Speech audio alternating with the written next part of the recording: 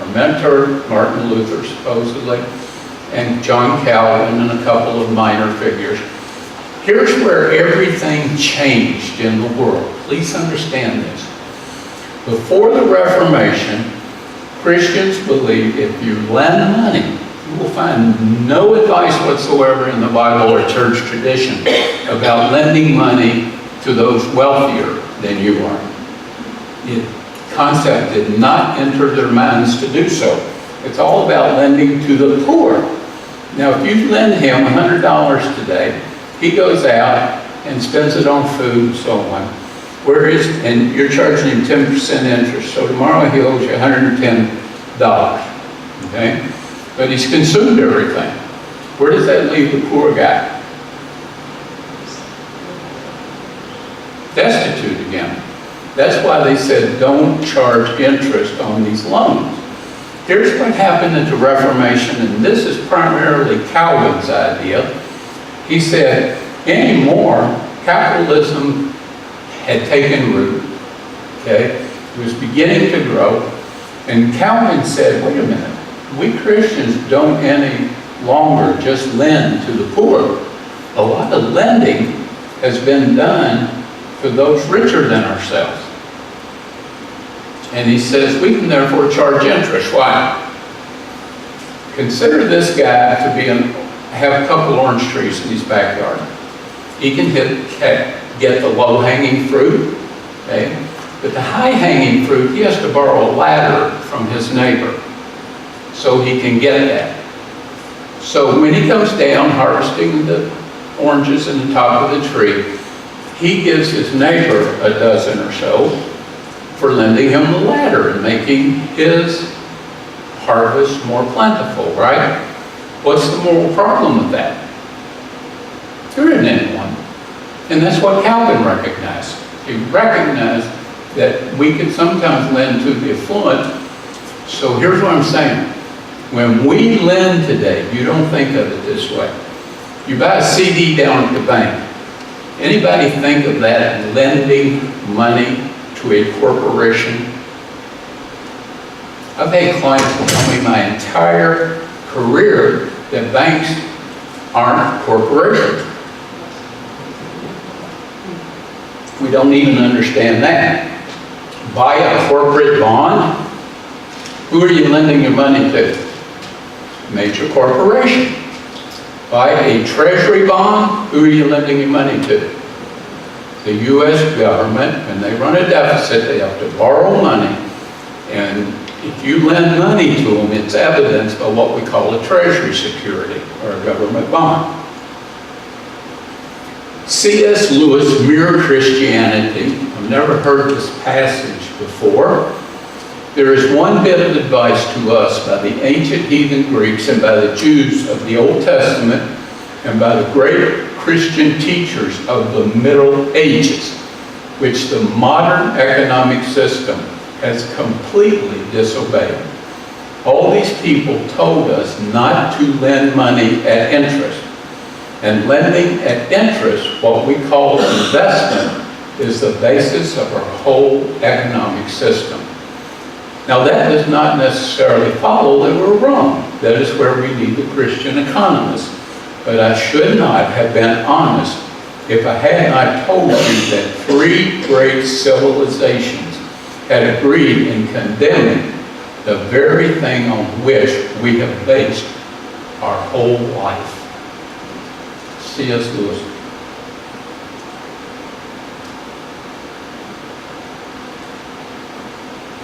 Could I ask a question? Yeah. Isn't interest one of the ways in which any lender also assesses risk? Sure. And so if you lend with no interest, it says that you are 100% assured of getting that money back. And it also doesn't, interest says... I'll get to that in the coming slide. Thank you. Martin Luther said, well, here's what he's famous for. Have you heard of the priesthood of all believers? Okay. Martin Luther thought that the person who sweeps these floors and does the maintenance around here is the same level as your pastor. Pastor, I hate to tell you that, but that's just Lutheran theology. We don't live by it, but that's Lutheran theology. Luther said, the maid who sweeps her kitchen is doing the will of God just as much as the monk who prays, not because she may sing a hymn as she sweeps the floor, but because God loves clean floors. The Christian shoemaker does his Christian duty not by putting little crosses on his shoes, but by making good shoes, because God is interested in good craftsmanship. Interesting. I will tell you something I learned the hard way on Wall Street.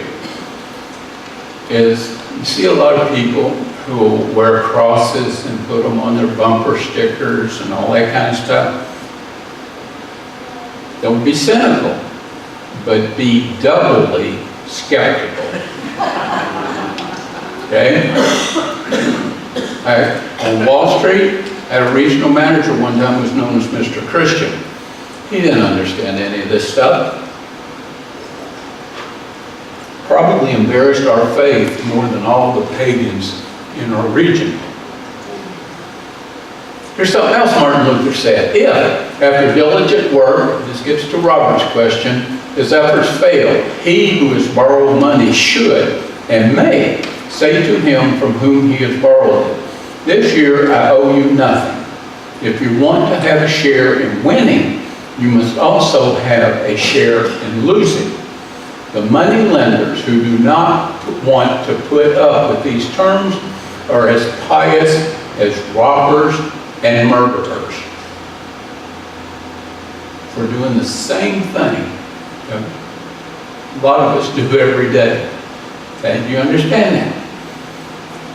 In essence, the reformers said, you may now earn interest by lending to somebody wealthier than you or whatever. This is called shared risk. If you're going to expect to get a return on your investment, you have to share in the risk. Investment doesn't work, you don't owe them anything. Think about what that would do to capitalism. Guys, in thousands of Christian radio shows today, there's 2 or 3 guys who do this. They will tell you that even if the government grants you bankruptcy protection, it is your moral obligation to repay regardless. And they say that's in the Bible. That is not in the Bible, trust me.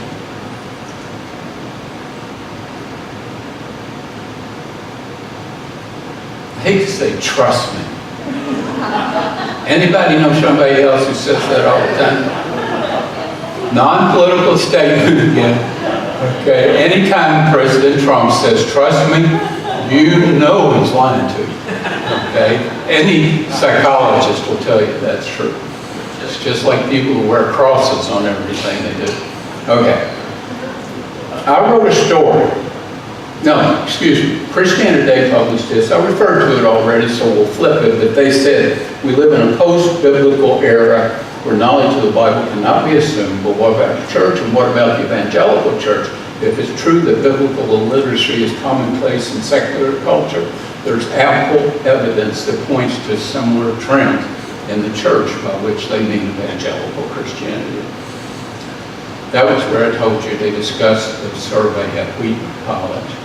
God the Economist, one of the first books I read when I started doing this, Doug Meeks, I think he was at Wesley Seminary when he wrote this, but he took an interest in economic matters. He said, the way stewardship is practiced in North America often has little to do with the Bible. It stems primarily from the most influential American theologian, Andrew Carnegie.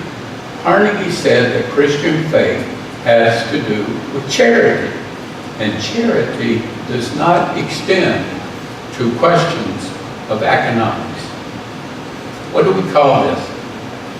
It's what we call compartmentalization. Okay? You have your faith over here, which you do on Sunday, and then Monday to Friday you have a whole different moral system by which you do business. Okay? Carnegie was one of the very first who taught that as a Christian principle. Most Christians think of Carnegie only as having donated to libraries and Carnegie Hall and so on. You know, he put a lot of organs in American churches. You know why? Because he'd always doze off out of boredom, and he thought the music would keep everybody entertained and awake. Can you imagine? That's what's his thinking on organs. But anyway, Robert yesterday told me something interesting, that one of the reasons Carnegie believed this is he was influenced by Herbert Spencer. Okay, when you hear that name, you can think of Darwinian survival of the fittest people. Okay, let me show you where that is today, though. No, Marxist thought. Go to that first. May not, here's what Plato taught, may not the opposition of wealth and virtue be conceived as if each lay in the scale of a balance inclining opposite ways. Okay?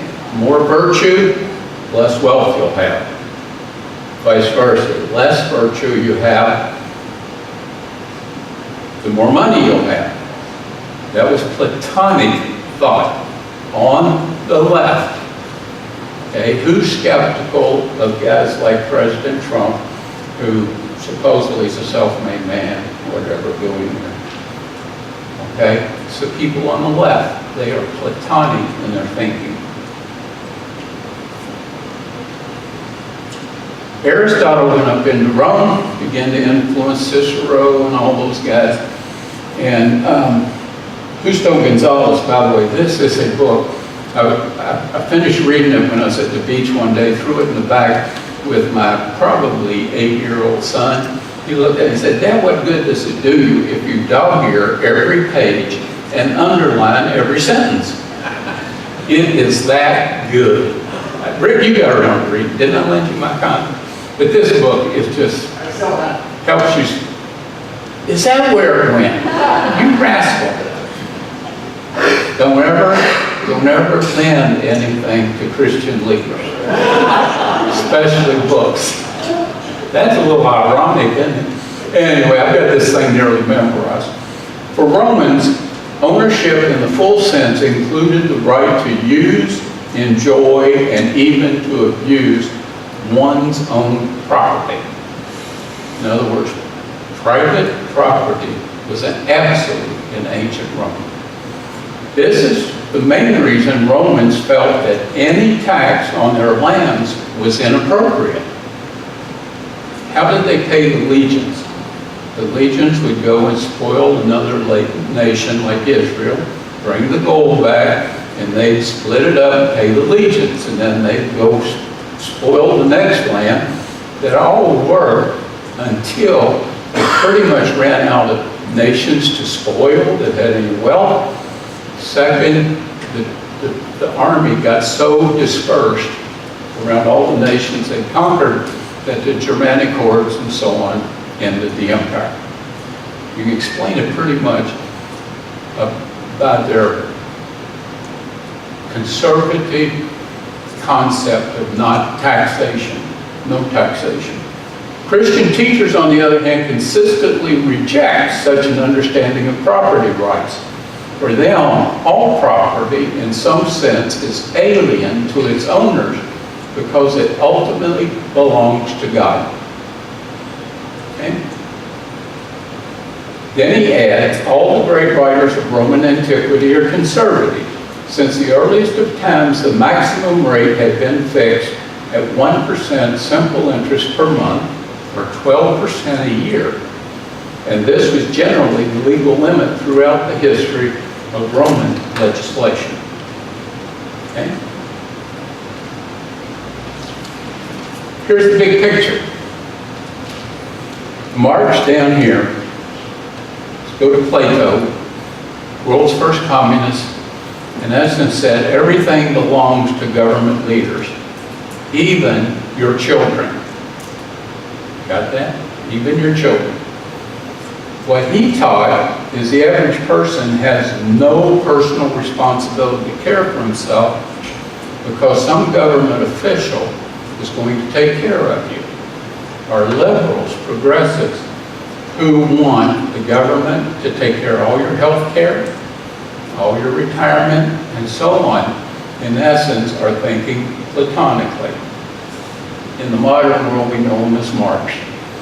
On the right, on the other hand, opposite, is what Aristotle taught, passed down to Ayn Rand and Michael Milken.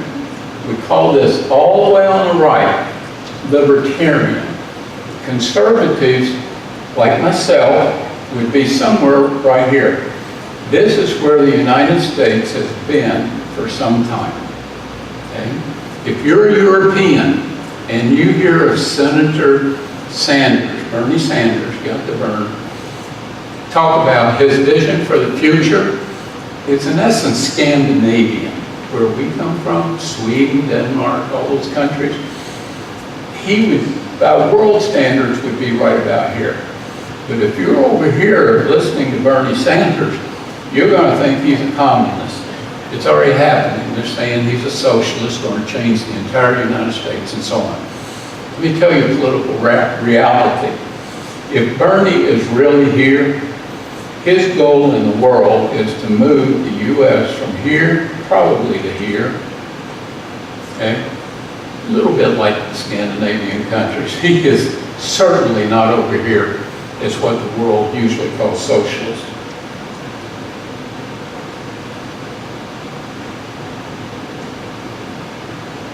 Why did I go back there?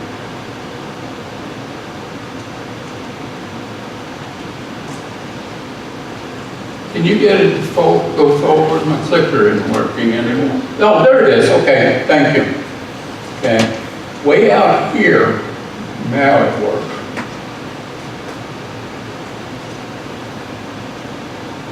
No, I'm not having much luck. Here we go, maybe.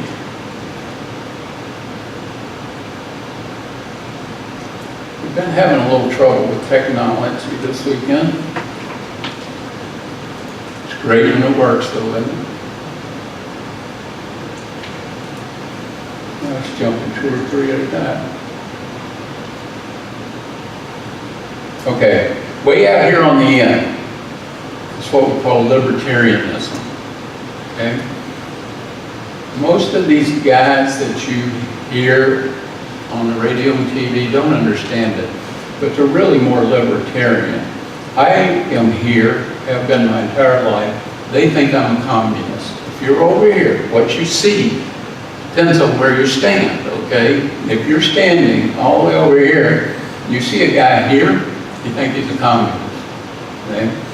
If the socialists are here and I'm here, they think I'm what? Dyed-in-the-wool capitalist, okay? Forgot this. What Marx taught is the individual has no personal responsibility. Government leaders will take care of all your problems. I had breakfast with 3 Swedish women, coincidence this morning. I asked them about this. You know, the Swedish government takes about half their income, 50% or so, so it's roughly in there. And I said, how do you feel about your government? Great. You know, government's always a mess, but they take care of everything. You get free school, free retirement, education, free health care. They love their health care system of being able to go down to any hospital in the country and the government will pay for their health care. Okay? And they would be kind of here. But Milken, Rand, Aristotle taught you have no social responsibilities. I'll explain that to you in a minute. Okay? You will hear them talk a lot about personal responsibility. That's all they're into. My brother-in-law once taught Ayn Rand, who says you have no obligation to your neighbor whatsoever, in a Baptist church as being Christian. She wanted to be remembered as the greatest enemy of Christianity in history. And my brother-in-law, who wears a MAGA hat, is in a Baptist church teaching her as though she's Christian. Her ideas are Christian. Her books, if you just read her books, Atlas Shrugged, Virtue of Selfishness, you don't realize how anti-religious she was, okay? But if you read other books about her, by Nathaniel Brandon, her disciple, and others, you realize from her personal life and letters she wrote and so on, that she was way out there on the right. Okay, and then transcending. This is where America is fighting today, from about here to here. Where will we be on that line? But up here, transcending the secular, pagan, political thoughts was Moses and Jesus. And what did Jesus teach? Love thy neighbor, which is social responsibility, as well as yourself, which is personal responsibility.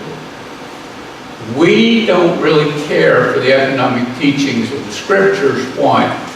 Because it is the most demanding of all the approaches to political economy in history. Why not go Marxist? Don't have any responsibilities. Or I can go Ayn Rand, just take care of myself, let my neighbor take care of myself. But these guys up here, geez, we adopt this. I got to take care of my neighbor as well as myself. Okay? Let the government do it over here. About the time I went to college in 1968, most incoming freshmen surveyed at America's colleges said they were there to develop a meaningful philosophy of life. Few of the business students said their objective was learn how to make money in life. Okay? By the time I more or less went to the Army and came back and finished college, those had reversed. And ever since, incoming freshmen have told we want to be very well off financially, while the number of people, students, who want to develop a meaningful philosophy of life has drifted this way.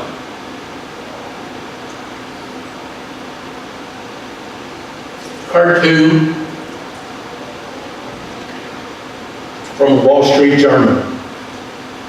Big businessman overlooking the world, much as Satan tempted Jesus with in the wilderness. Feeling good.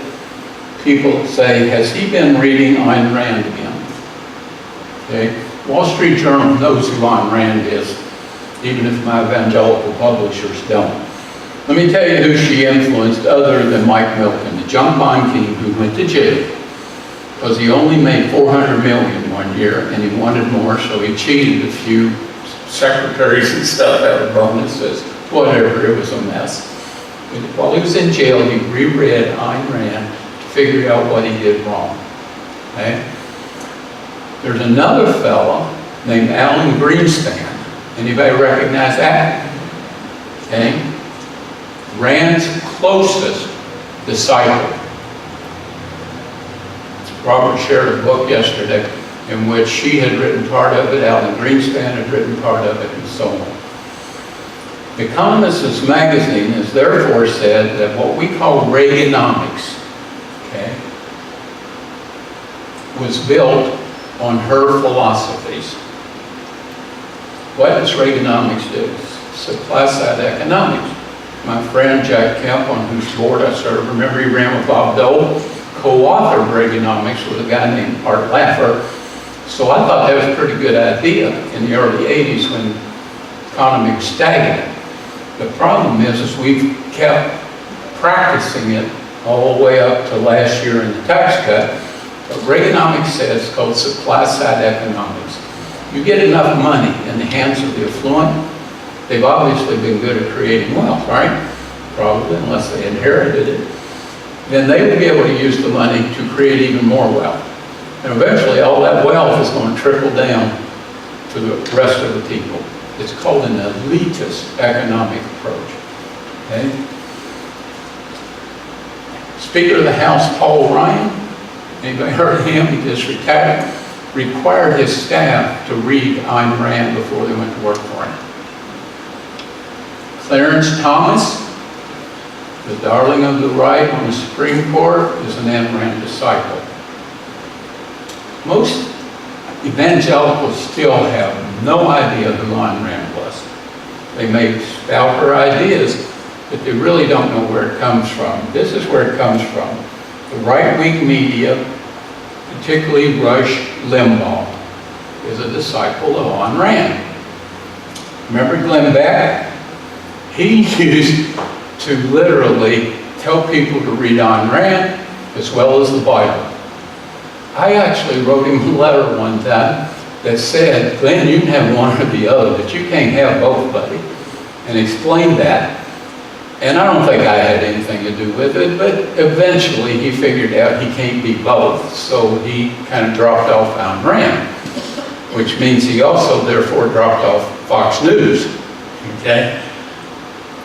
And most evangelicals, concept, in this book, a long time ago, Larry wrote, remember he's a friend of mine, wrote, as cruel as it may sound, it would be better to increase taxes on the poor than on the rich, because the rich can create more wealth. Okay? Might debate the economics of that, okay? I've always thought that if you're going to have somebody supplying a lot of stuff, somebody down here ought to be able to buy it. Okay? When those get out of whack, you've got a problem. Okay? But in here, he says we should tax the poor and let the rich have a lot more money. That sound familiar to anybody?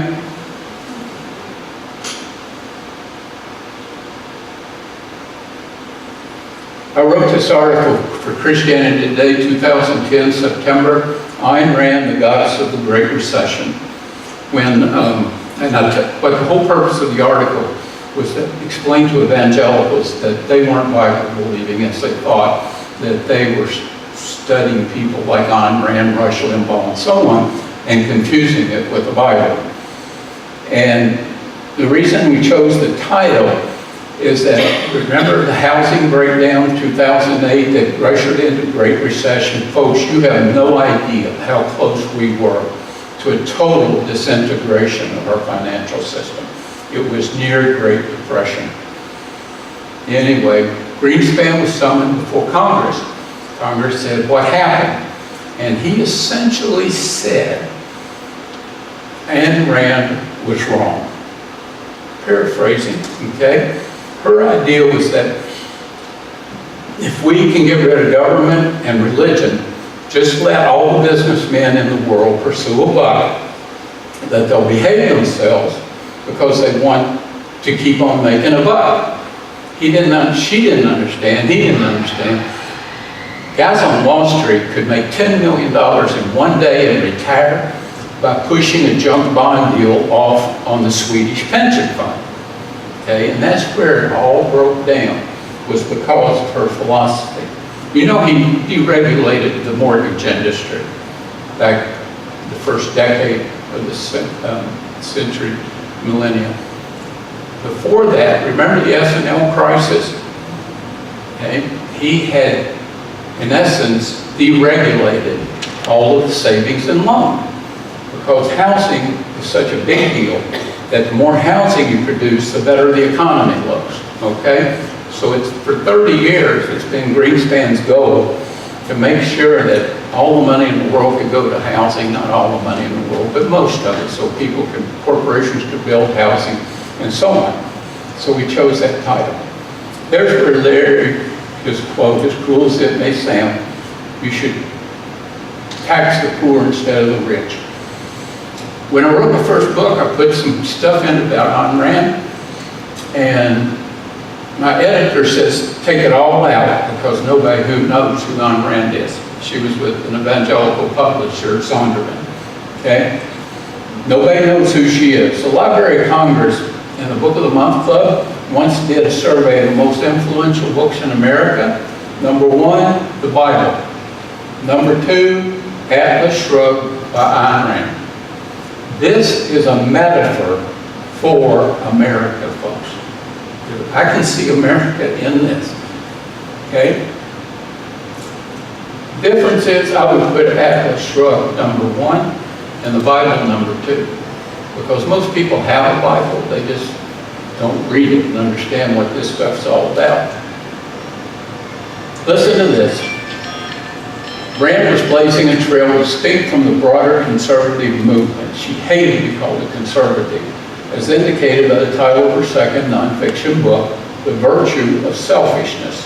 Whereas traditional conservatism, like Edmund Burke and so on, emphasized duties, responsibilities, and social interconnectedness, at the core of the right-wing ideology that Brand spearheaded was a rejection of moral obligations to others. You are an island. Your neighbor's an island. Let him take care of his island, you take care of your island. It's called atomistic individualism, to use fancy words. Brand wrote, I believe in complete, laissez-faire, full, unregulated capitalism, not mixed economy. America's long had a mixed economy where government controls about 30% of our GDP. Private sector takes care of the rest. If you read the people today that espouse their views, they want to get rid of almost all government except those elements that protect their personal wealth, meaning the military, the walls, immigrant control, and so on. For her, government was nothing more than licensed robbery and altruism for giving to other people, just an excuse for power grabbing. Libertarian philosophy is radically limited government, way over on the right. Get this, I guess you know E.J. Dionne, the political satirist. The libertarians have also replaced the Marxists as the world's leading utopia builders. There are now communities, if you go and Google Ayn Rand, you will find out there are communities around the world that are devoted to living without government, without religion. And it's all about making money. That was a utopian world, sort of her heaven, that she called Galt's Gulch. You ever hear the question, who is John Galt? What she's referring to is that was the hero of Ayn Rand. He was an industrialist who eventually just goes to this wealthy community, wall themselves off, and they let everybody else starve while they kind of take care of themselves. From the start, America was torn by the clash of her political system with the altruist morality, which is what she called Christianity. Capitalism and altruism are incompatible. They cannot exist in the same man or in the same society. Today, the conflict has reached its ultimate climax. Okay, one or the other. You can do Moses if you want, but he can't coexist down here. A local paper did an article on me one time, and to get my idea on integrating Christian faith with business and politics, they went to Duke and found a Rand supporter, a professor up there, who explained that Christianity and capitalism could not coexist. He believed this. This is what he's teaching the business students at Duke. The irony is that I served with a guy named J.B. Fuqua on Robert Schuler's board.